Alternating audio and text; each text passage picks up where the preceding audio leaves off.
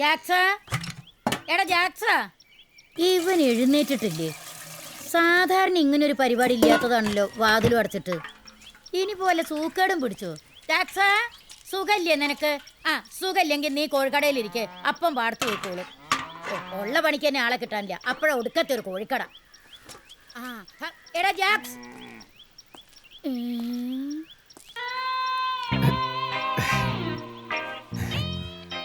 ഇതെന്താ പൊട്ടം കടിച്ച?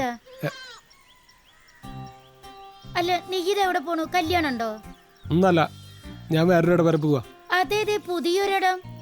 ആക്കണ്ട്. ഹൈ, ഛേ, നിനക്കിത് എന്താ പറ്റിയത്? അയ്യേ,